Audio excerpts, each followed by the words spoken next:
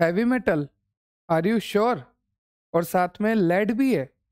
हाँ हाँ, मुझे पता है कि लेड का सिंबल जो है पीबी होता है, उसकी भी इम्प्योरिटी है। तो तुम्हारा ध्यान कहाँ था? आप सबका ध्यान कहाँ था? मैंने आपको बोला था सही से मैन्युफैक्चरिंग करनी है, एज पर जीएमपी करनी है। मैंने ड्रग भी अच्छी क्वालिटी की दी, एक्सटीपेंट भी अच्छी क्वालिटी के दिए थे ना, आपको भी पता है, आपने लेक्चर देखा है इम्प्योरिटी का। फिर भी इम्प्योरिटी आ गई, क्या हुआ सर? अरे पता है ना आपको कि हमारी जो फार्मास्यूटिकल कंपनी है वो सारे प्रोडक्ट बनाती है, सारे डोजेस फॉर्म बनाती है, either solid, liquid, gaseous, parenteral. Solid में कई तरह के बनाती है, जैसे कि टैबलेट हो गया, कैप्सूल हो गया, कैप्सूल में हार्ड जेलेटिन कैप्सूल हो गया, सॉफ्ट जेलेटिन कैप्सूल हो गया, टैबलेट में कोटेड टैबलेट हो गई, अनकोटेड टैबलेट हो गई, एंटी कोटेड टैबलेट हो गई, सबलिंगुअल टैबलेट हो गई, लिक्विड में मोनोफेजिक लिक्विड हो गया, बायोफेजिक लिक्विड हो गया, पेरेंट्रल प्रिपरेशंस हो गई, इंट्रामस्कुलर, इंट्रावेनस, एरोसोल हो गए, pressurised doses form, gaseous doses form. Sir ये सब क्या बोल गए आप? ये सब आपने फार्मास्यूटिक्स में पढ़ा है। जब आपने फार्मास्यूटिक्स में यूनिट नंबर 1 लेक्चर नंबर 2 देखा होगा डोजेस फॉर्म का, तो आपको सारा क्लियर हो गया होगा, क्योंकि ये सारे डोजेस फॉर्म ही है। ठीक है सर, मुद्दे की बात पे आओ। ठीक है, मुद्दे की बात पे आते हैं। मुद्दे की बात इतनी सी है कि हमें करने हैं लिमिट टेस्ट। क्यों करने हैं सर लिमिट टेस्ट? क्योंकि हमें पता लगाना है कि हमारा ये जो प्रोडक्ट है इसमें कहीं इम्प्यूरिटी तो नहीं। कौन सी इम्प्यूरिटी का पता लगाना है सर? आज हमें पता लगाना है हैवी मेटल की इम्प्यूरिटी और साथ ही साथ लेड की इम्प्यूरिटी। देखो इधर देखो, ध्यान से सुनना। जैसे मान लीजिए ये मेरा फार्मास्यूटिकल प्रोडक्ट है ना? ये मेरा फार्मास्यूटिकल प्रोडक्ट है। अब गलती से इसमें अगर इम्प्यूरिटी आ गई, जैसे कि मान लीजिए लेड की आ गई। लेड को किससे लिखते हैं? लेड को लिखते हैं पीबी से, है ना? और हैवी मेटल कई तरह से होते हैं, जैसे सिल्वर हो गया आपका, ठीक है, कई तरह के होते हैं। मैग्नीज हो गया आपका, तो मैग्नीज लिख देता हूँ, सिल्वर लिख देता हूँ, है ना? कई तरह से हैवी मेटल होते हैं। तो मान लीजिए या तो लेड की इम्प्यूरिटी आ गई या किसी हैवी मेटल की इम्प्यूरिटी आ गई, तो आपका प्रोडक्ट खराब हो जाएगा। जैसे मान लीजिए इसका असर होता है कि ये दर्द को कम करता है, पर इसमें इम्प्यूरिटी आ गई, तो इम्प्यूरिटी आने की वजह से इसका असर ही खत्म हो जाएगा। तो सर जब ये मार्केट में जाएगा और गलती से अगर कोई पेशेंट इसको ले लेगा, तो उसको असर ही नहीं आएगा। हाँ, उसको असर ही नहीं आएगा, उल्टा उसको साइड इफेक्ट आ जाएंगे, एडवर्स इफेक्ट आ जाएंगे, टॉक्सिक इफेक्ट आ जाएंगे, ऑर्गेनल टॉक्सिसिटी हो जाएगी, किडनी लिवर डैमेज हो जाएंगे, बहुत दिक्कत आ सकती है। तो सर ये तो दिक्कत वाली बात है, और इससे तो कंपनी का नाम भी खराब होगा। हाँ, यही तो दुख है। तो फिर हम क्या करें सर? हमें यहाँ पर पता लगाना है कि हमारा जो प्रोडक्ट है क्या उसमें सच में इम्प्यूरिटी है। अच्छा सर ठीक है, पता लगा लेंगे। कैसे पता लगाएं? With the help of limit test. With the help of limit test. तो लिमिट टेस्ट से मदद से हम क्या पता करते हैं? लिमिट टेस्ट की मदद से हम ये पता करते हैं कि हमारा जो फार्मास्यूटिकल प्रोडक्ट है, हमारा जो डोजेस फॉर्म है, हमारा जो फाइनल प्रोडक्ट है, हमारा जो फार्मास्यूटिकल सब्सटेंस है या कंपाउंड है, उसमें किसी तरह की इम्प्यूरिटी है या नहीं। और वी कैन से किसी भी तरह की इनऑर्गेनिक इम्प्यूरिटी है या नहीं। अगर इम्प्यूरिटी है तो कितनी क्वांटिटी में है, साथ ही साथ उसको कंट्रोल कैसे करें, वो सब हम देखेंगे लिमिट टेस्ट में। ठीक है, तो लिमिट टेस्ट करना क्यों जरूरी है? क्योंकि पेशेंट की हेल्थ बनी रहे। गलती से अगर आपका गंदा प्रोडक्ट, इम्प्यूरिटी वाला प्रोडक्ट मार्केट में चला गया और पेशेंट ने उसको खा लिया, तो फिर पेशेंट को दिक्कत हो सकती है, लॉन्ग टर्म टॉक्सिसिटी हो सकती है, एडवर्स ड्रग रिएक्शन हो सकते हैं, हो सकता है ड्रग इंटरेक्शन हो जाए, हर्बल ड्रग इंटरेक्शन हो जाए, हो सकता है टॉक्सिसिटी आ जाए, बहुत तरह की दिक्कत हो सकती है। ठीक है सर, तो हमें करने हैं लिमिट टेस्ट, इतना हमें समझ में आ गया। क्योंकि लिमिट टेस्ट करना जरूरी है। एक बात और सुन लो, अगर मैं लिमिट टेस्ट की डेफिनेशन बोलूं तो limit test is a quantitative और सेमी क्वांटिटेटिव टेस्ट और एनालिसिस। क्या बोला मैंने? लिमिट टेस्ट क्या होता है? क्वांटिटेटिव और सेमी क्वांटिटेटिव टेस्ट होता है। और लिमिट टेस्ट को इसलिए डिजाइन करा गया है, इसकी मदद से हम ये पता करते हैं कि हमारे फार्मास्यूटिकल कंपाउंड में, हमारे फाइनल प्रोडक्ट में, हमारे डोजेस फॉर्म में, चाहे वो सॉलिड हो, लिक्विड हो, गैसियस हो, पेरेंट्रल हो, उसमें किसी तरह की इम्प्यूरिटी है या नहीं। और अगर इम्प्यूरिटी है तो कितनी क्वांटिटी में है, और उसको कंट्रोल करने का काम, ये सारा काम होता है लिमिट टेस्ट में। ठीक है, चलिए सर, अच्छे से कहानी सुना दी आपने। अब स्टार्ट करते हैं लिमिट टेस्ट फॉर लेड। और उसके बाद इसी लेक्चर में मैं ऐड कर दूंगा, मैं आपको लास्ट में बता दूंगा। तो नेक्स्ट लेक्चर रहेगा आपका limit test for heavy metal. तो अभी सबसे पहले क्या स्टार्ट करेंगे? लेड की इम्प्योरिटी देखेंगे कि हमारा जो प्रोडक्ट है, इस फाइनल प्रोडक्ट में, इस फार्मास्यूटिकल प्रोडक्ट में कहीं लेड की इम्प्योरिटी तो नहीं। तो चलिए इसको चेक करते हैं। एक बात और सुनना, अभी तक हमने कई तरह की इम्प्योरिटी देखी है, जैसे कि क्लोराइड की इम्प्योरिटी चेक करी है, सल्फेट की इम्प्योरिटी चेक करी है, आयरन की इम्प्योरिटी चेक करी है, आर्सेनिक की इम्प्योरिटी चेक करी है। हमने चेक करा है कि हमारे प्रोडक्ट में कहीं ये इम्प्योरिटी तो नहीं। तो जब हमने क्लोराइड का टेस्ट करा था, जब हमने सल्फेट का टेस्ट करा था, जब हमने आयरन का टेस्ट करा था, तब तो हमने यूज लिया था नेजलर सिलेंडर, है ना।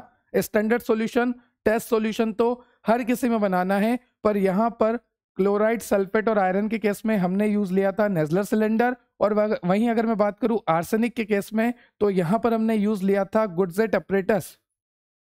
और अब यहाँ पर हैवी मेटल के केस में वापस हम नेजलर सिलेंडर को ही यूज लेंगे। पर अगर लेड की बात करूं तो लेड के केस में हम नेजलर सिलेंडर को यूज नहीं लेते। यहाँ पर अगर आपको लिमिट टेस्ट को परफॉर्म करना है तो यहाँ पर आप यूज लेंगे सेपरेटिंग फनल। ठीक है, तो चलिए लेक्चर को स्टार्ट करते हैं। हमें पता लगाना है कि हमारा जो फार्मास्यूटिकल प्रोडक्ट है, इस फार्मास्यूटिकल प्रोडक्ट में कहीं लेड की इम्प्योरिटी तो नहीं, कहीं पीबी की इम्प्योरिटी तो नहीं। पीबी लेड का ही सिंबल होता है। ठीक है, और फिर हम कैसे पता लगाएंगे? With the help of separating funnel. Separating funnel की मदद से हम लिमिट टेस्ट को परफॉर्म करने वाले हैं। ठीक है सर, बहुत ज्ञान हो गया सर, चलो स्टार्ट करो। चलिए, तो सबसे पहले आपको क्या करना है, देखो यहाँ पर जो जो लिखा है ना, जैसे जैसे लिखा है वैसे वैसे आपको याद करना है। सबसे पहले मैंने लिखा है लिमिट टेस्ट फॉर लेड। क्यों लिखा है ये? क्योंकि हमें हमारे फार्मास्यूटिकल प्रोडक्ट में लेड की इम्प्योरिटी पता लगानी है, तो लिमिट टेस्ट करेंगे। और किसकी इम्प्योरिटी का पता लगा रहे हैं? लेड की इम्प्योरिटी का, तो लिमिट टेस्ट फॉर लेड। ठीक है, यहाँ पर लिखा है हमारा मेडिकल कंपाउंड हो गया, या फिर हमारा फार्मास्यूटिकल प्रोडक्ट, या फिर हमारा फार्मास्यूटिकल कंपाउंड, या फिर हमारा फाइनल डोजेस फॉर्म, या फिर हमारा जो भी फाइनल रिजल्ट है उसमें हमें इम्प्योरिटी पता करनी है लेड की, इसलिए लिमिट टेस्ट फॉर लेड। उसके बाद लिखा है कि ये जो लिमिट टेस्ट फॉर लेड होता है ये सेपरेटिंग फनल में किया जाता है। मैं आपको सेपरेटिंग फनल की इमेज दिखा देता हूँ। आप देख सकते हैं ये जो इमेज है ये सेपरेटिंग फनल की है, इसमें परफॉर्म करेंगे हम लिमिट टेस्ट फॉर लेड। ठीक है, ठीक है सर, अभी तक हमें क्लियर हो गया कि लिमिट टेस्ट फॉर लेड जो होता है वो सेपरेटिंग फनल में करा जाता है। उसके बाद लिमिट टेस्ट फॉर लेड के लिए एल्कलाइन मीडियम होना जरूरी होता है। एल्कलाइन मीडियम का मतलब होता है बेसिक मीडियम। तो लेड का जो लिमिट टेस्ट होता है वो कौन से मीडियम में होता है? बेसिक मीडियम में होता है। और अगर आपको किसी भी सॉल्यूशन को, किसी भी मीडियम को बेसिक बनाना है तो with the help of ammonia आप बना सकते हैं। ठीक है, नोट डाउन करते जाओ, नोट्स बनाते जाओ, वरना समझते जाओ, आराम से लिखते जाना बाद में। चलिए सर आगे चलते हैं। अब यहाँ पर आप देखिए जो लेड की इम्प्योरिटी होती है वो बहुत ही ज्यादा अनडिजायरेबल इम्प्योरिटी होती है। अगर आपसे कोई बोले मोस्ट अनडिजायरेबल इम्प्योरिटी तो वो होती है लेड की इम्प्योरिटी। सर ये लेड की इम्प्योरिटी आती क्यों है?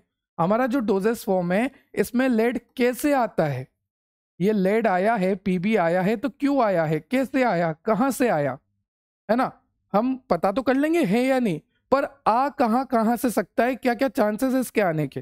तो देखो मैं बताता हूं कि लेड की इम्प्योरिटी कहां कहां से आ सकती है। सबसे पहले अगर आपने आपके सॉल्यूशन में जो रिएक्शन हो रही है उस रिएक्शन में अगर आपने H2SO4 का यूज किया है, सल्फ्यूरिक एसिड का यूज किया है, तो चांसेस बन सकते हैं कि लेड की इम्प्योरिटी आए।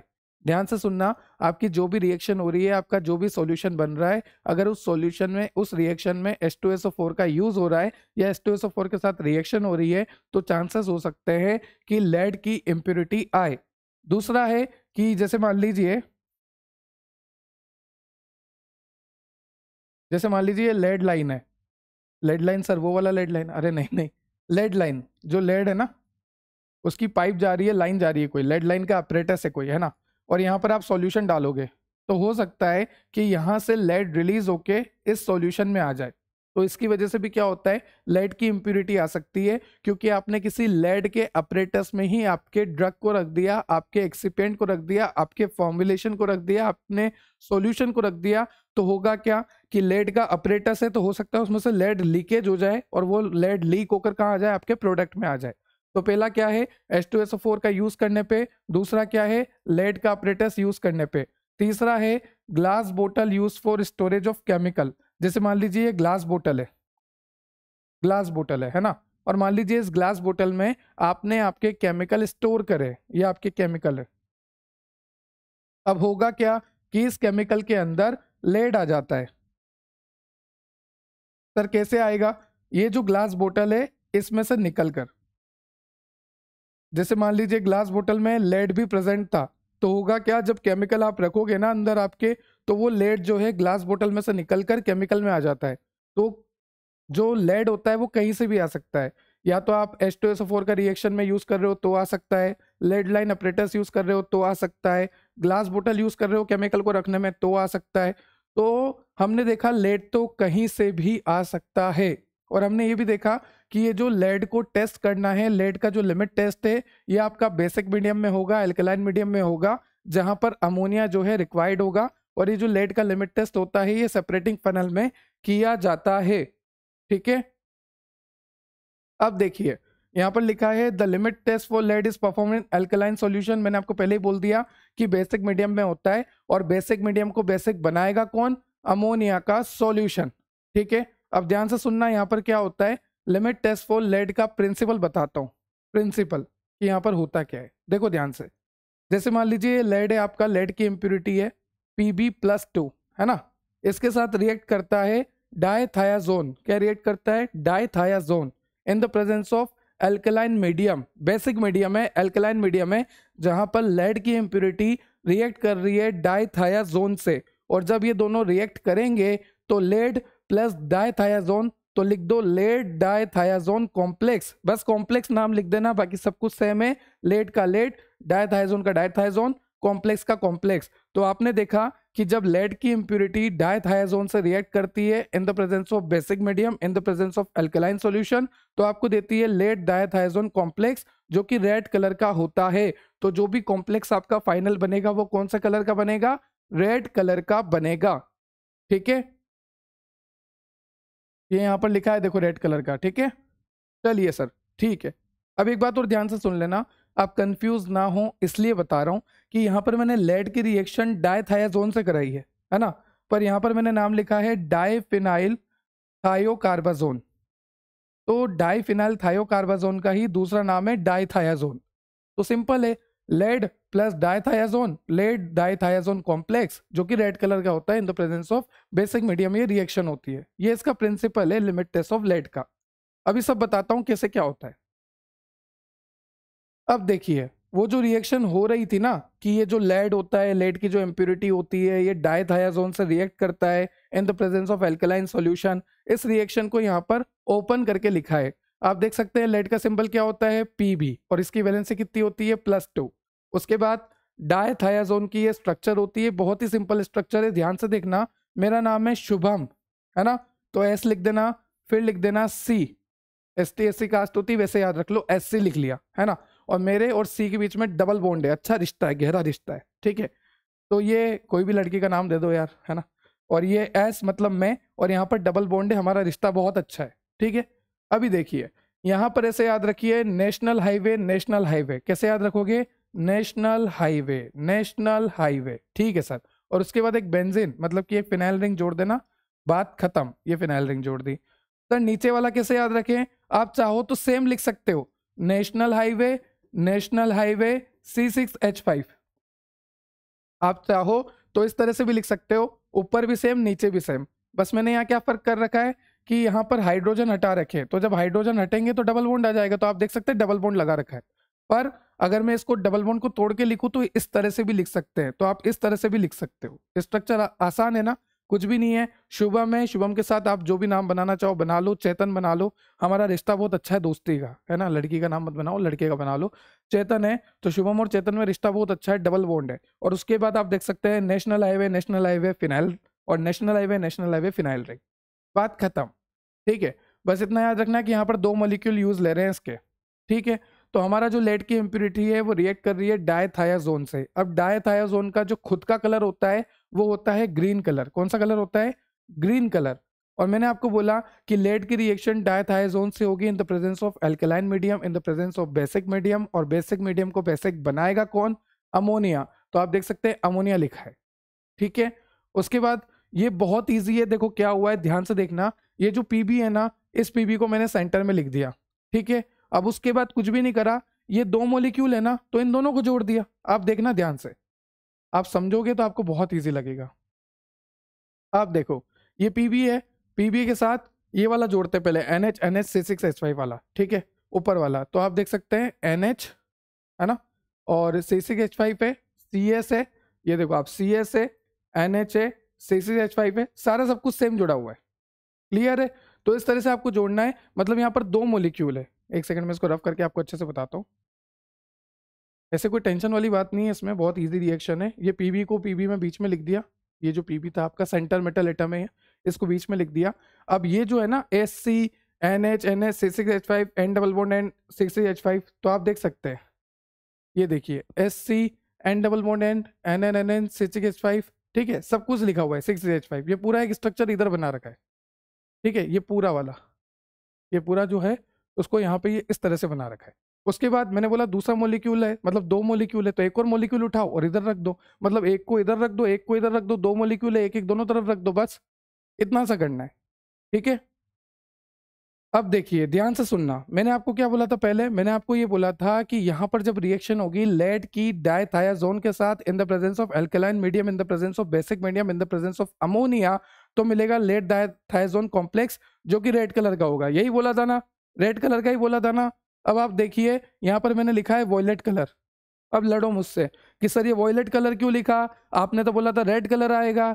तो आप ध्यान से सुनना, मैंने क्या बोला था कि डायथाइजोन का कलर क्या होता है? ग्रीन, तो ये ग्रीन कलर का है। और इसका फाइनल प्रोडक्ट किसका आया? वॉयलेट कलर का। तो ये वॉयलेट प्लस ग्रीन दोनों मिला के रेड कलर बना देते हैं फाइनली। इस तरह से काम होता है। तो अगर आपसे कोई पूछे कि डायथायाजोन का खुद का कलर क्या है? ग्रीन। और अगर आपसे कोई पूछे कि लेड डायथायाजोन कॉम्प्लेक्स का खुद का कलर क्या है, तो वॉयलेट। वो बात अलग है कि ये दोनों मिलकर रेड बना रहे हैं, पर इनका खुद का अपना अपना कलर होता है। ठीक है सर, प्रिंसिपल क्लियर हो गया, रिएक्शन क्लियर हो गई। प्रिंसिपल में इतना सा है कि बेसिक मीडियम में होगा और लेड की रिएक्शन डायथायाजोन से होगी, बात खत्म। ठीक है, अब देखो, अब आया मेन काम, अब आया हमारा टेस्ट कैसे हमें करना है। अभी हमने प्रिंसिपल देखा कि क्या क्या होता है, अब ध्यान से सुनना और समझना। हमें जब भी कोई लिमिट टेस्ट करना होता है तब हमें दो सॉल्यूशन तैयार करने होते हैं। एक वो सॉल्यूशन जो हमारा टेस्ट सॉल्यूशन होता है, जिसमें हमें आइडेंटिफिकेशन करना है कि यहाँ पर लेड की इम्प्योरिटी है या नहीं। तो जो टेस्ट सॉल्यूशन होता है उसमें आइडेंटिफिकेशन होता है। क्या होता है? इसमें आइडेंटिफिकेशन होगा। और एक दूसरा जो कि स्टैंडर्ड होगा, एज पर द फार्माकोपिया होगा। ठीक है, तो दो तैयार करने हैं। सबसे पहले आपको यहाँ पे दिख रहा होगा, ये मैंने टेस्ट सॉल्यूशन प्रिपेयर किया है। टेस्ट सॉल्यूशन वो सॉल्यूशन होता है जहां पर हमें इम्प्योरिटी का पता लगाना है कि यहाँ पर इम्प्योरिटी है या नहीं। ठीक है, चलिए, तो टेस्ट सॉल्यूशन को कैसे प्रिपेयर करेंगे? मैंने आपको बोला कि अगर आपको स्टैंडर्ड सॉल्यूशन बनाना है, चाहे टेस्ट सॉल्यूशन बनाना है, यहाँ पर आप यूज लेंगे सेपरेटिंग फनल। तो ये होता है सेपरेटिंग फनल, इसका डायग्राम अच्छे से याद कर लो। उसके बाद देखो कि आपको क्या क्या ऐड करना है। जिस सीरीज में मैं ऐड कर रहा हूं उसी सीरीज में आपको याद करते हुए ऐड करना है। सबसे पहले आपको क्या करना है? टेस्ट सॉल्यूशन है तो टेस्ट सॉल्यूशन लेना है सेपरेटिंग फनल में। जिसमें भी आपको इम्प्योरिटी का पता लगाना है वो टेस्ट सॉल्यूशन आपने सेपरेटिंग फनल में ले लिया। ठीक है, उसके बाद आपने डालना है 6 ml अमोनियम सिट्रेट, फिर आपने डालना है 2 ml पोटेशियम साइनाइड, फिर आपने डालना है 2 ml हाइड्रोक्सिल अमीन हाइड्रोक्लोराइड। सर इतनी तेज तेज? देखो सीरीज है, याद करना है, स्टेप वाइज चलते चलो। सबसे पहले क्या डाला? Test solution. ठीक है सर, उसके बाद 6 ml ammonium citrate, 6 ml ammonium citrate. ठीक है सर, उसके बाद 2 ml पोटेशियम साइनाइड, इसको आप ऐसे याद रख लो KCN। ठीक है सर, पोटेशियम साइनाइड डाल दिया 2 ml। उसके बाद वापस दो का दो ही है ना, 2 ml हाइड्रोक्सिल अमीन हाइड्रोक्लोराइड। क्या डाला? हाइड्रोक्सिल अमीन हाइड्रोक्लोराइड। तो सबसे पहले 6 ml डाला ammonium citrate, 2 ml potassium cyanide डाला, 2 ml हाइड्रोक्सिल अमीन हाइड्रोक्लोराइड डाला, और उसके बाद आपने 2 ml फिनोल रेड डाला। सर 2 2 2, हाँ बिल्कुल।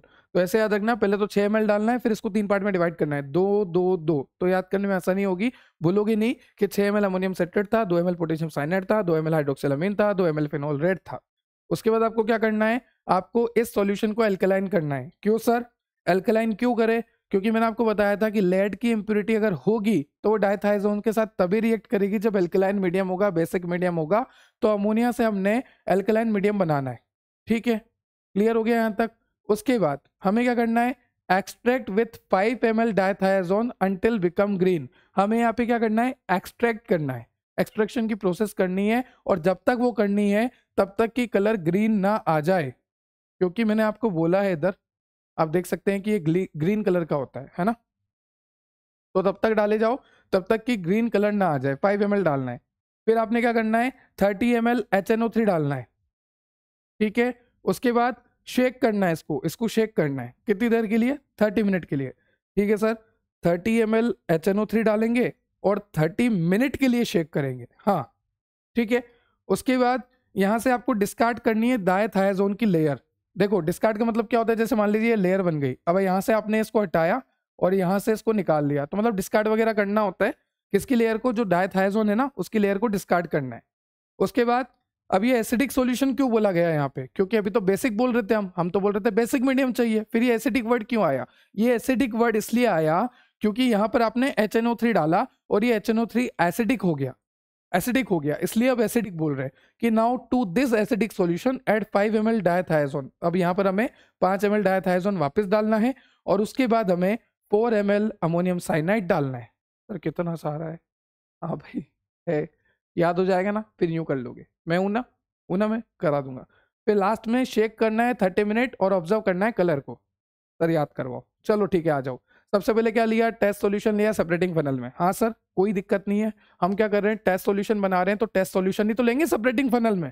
ठीक है सर, उसके बाद 6 ml अमोनियम सिट्रेट। हाँ सर, फिर 2 करना है, 2 ml potassium cyanide, 2 ml हाइड्रोक्सिलामिन, 2 ml phenol red. ठीक है सर, उसके बाद सॉल्यूशन को एल्कलाइन, अरे हाँ सर पता है सॉल्यूशन को एल्कलाइन बनाना है क्योंकि एल्कलाइन मीडियम में ही रिएक्शन होगी, बेसिक मीडियम में ही रिएक्शन होगी। एल्कलाइन बनाने के लिए अमोनिया का यूज ले लेंगे, आगे चलो।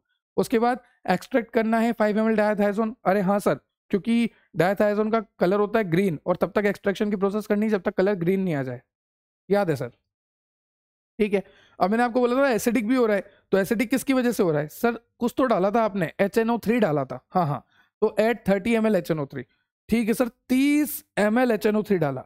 अब क्या करना है, इसको लो और शेक कर दो 30 ml की, मतलब 30 ml HNO3 डाला तो 30 मिनट तक शेकिंग कर लो। ठीक है सर, याद हो गया कि HNO3 डालना है 30 ml और 30 मिनट तक शेक करना है। ठीक है, उसके बाद सर आपने बोला था कि यहाँ से ये लेयर हटानी है कुछ, तो डिस्कार्ड करना है डायथाइजोन लेयर को।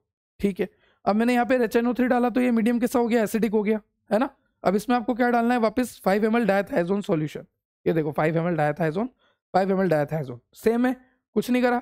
अब उसके बाद बस इतना सा याद रखना है, 4 ml अमोनियम साइनाइड डालना है। सर ये साइनाइड सुना है, हाँ देखो पोटेशियम साइनाइड पड़ा है ना, तो उसकी जगह अमोनियम साइनाइड, यहाँ 2 था तो यहाँ 4 कर दिया, तो 2 ml पोटेशियम साइनाइड था, ऊपर नीचे क्या आ गया 4 ml अमोनियम साइनाइड। क्लियर? और उसके बाद आपको क्या करना है, 30 मिनट तक वापस शेक करना है। हाँ सर यहाँ करा था, यहाँ वापस शेक कर देंगे और 30 मिनट तक शेक करके इसको रख देना है और इसका कलर ऑब्जर्व करना है। क्या करना है, कलर ऑब्जर्व करना है। ठीक है सर, कलर कौन सा आएगा? अरे भाई बताया तो है, रेड कलर आएगा। ठीक है सर, ये क्या तैयार हुआ, टेस्ट सॉल्यूशन तैयार हुआ। इधर क्या तैयार करेंगे, स्टैंडर्ड। सर वापस बहुत सारी चीजें याद करनी है क्या? अरे नहीं नहीं नहीं नहीं, बस एक फर्क है कि यहाँ पर टेस्ट सॉल्यूशन डाल रहे हो, यहाँ पर स्टैंडर्ड सॉल्यूशन डाल दो, बस बाकी सब कुछ सेम है, सारा कंटेंट सेम है, सारा कंटेंट एज इट इज लिखना है। ठीक है सर, ये तो बहुत बढ़िया बात कर दी। सर एक बात बताइए कि ये जो 6 ml अमोनियम सिट्रेट डाल रहे हो, 2 ml potassium cyanide, 2 ml hydroxylamine hydrochloride डाल रहे हो, ये क्यों डाल रहे हो? क्योंकि ये तीनों चीज देखो राइट लगा रखा ना, 1 2 3 राइट लगा रखे, तो राइट का मतलब क्या है कि ये तीनों चीज क्यों डाल रहे हैं, ताकि हमारा सॉल्यूशन का पीएच ऑप्टिमम हो। ऑप्टिमम का मतलब होता है बेस्ट, ना ज्यादा ना कम, जितना हमें चाहिए, ऑप्टिमम। और सर ये फिनोल रेड क्यों यूज कर रहे हैं? क्योंकि ये एक तरह का इंडिकेटर का काम करता है, जब रिएक्शन पूरी हो जाती है तो ये इंडिकेटर का काम करता है, कलर शो करवाता है। तो देखो use as an indicator to develop the colour at the end of the process. जब प्रोसेस खत्म हो जाती है, रिएक्शन कंप्लीट हो जाती है, तो रिएक्शन कंप्लीट होने के बाद ये कलर शो करवाता है। क्लियर? ठीक है सर, आप बोल रहे हैं तो सही होगा, चलिए आगे चलते हैं। नेक्स्ट अब करते हैं कंपैरिजन, क्योंकि हमने उधर टेस्ट सॉल्यूशन बनाया था, फिर हमने इधर स्टैंडर्ड सॉल्यूशन बनाया बनाया ना, इधर टेस्ट बनाया इधर स्टैंडर्ड बनाया। अब मेरी बात को बिल्कुल ध्यान से सुनना। होना क्या चाहिए कि हमारा जो टेस्ट सॉल्यूशन है ना, उसमें कलर जितना कम आएगा उतना बढ़िया, या तो कलर आए नहीं तो बहुत ही बढ़िया। हमारा जो टेस्ट सॉल्यूशन है इसमें कोई भी कलर नहीं आना चाहिए, क्योंकि अगर कलर आ गया तो कलर क्यों आ रहा है सर? कलर आ रहा है लेड की रिएक्शन की वजह से। मतलब कि लेड है तभी तो रिएक्शन हो रही है, तभी तो कलर आ रहा है। तो हम तो ये चाहते हैं ना कि हमारा जो प्रोडक्ट है उसमें लेड हो ही ना। और अगर हम ये चाहते हैं कि हमारे प्रोडक्ट में लेड ना हो तो फिर लेड नहीं होगा तो रिएक्शन नहीं होगी, रिएक्शन नहीं होगी तो कलर नहीं आएगा। तो अगर हमारे प्रोडक्ट में लेड नहीं होगा तो इस कलर का आपको मिलेगा कुछ, देखो कलरलेस है, बिल्कुल कोई दिक्कत ही नहीं है ना। तो जब आपके प्रोडक्ट में किसी भी तरह की लेड की इंप्योरिटी नहीं होगी तो यहां पर जो आपका सेपरेटिंग फनल है वहां पर किसी भी तरह का कोई भी कलर नहीं आना चाहिए। आप देख सकते हैं यहाँ पे कोई कलर नहीं आ रहा, इस तरह का आना चाहिए बिल्कुल कलरलेस। चलिए, कोई भी कलर नहीं आ रहा, अच्छी बात है सर ये तो, है ना।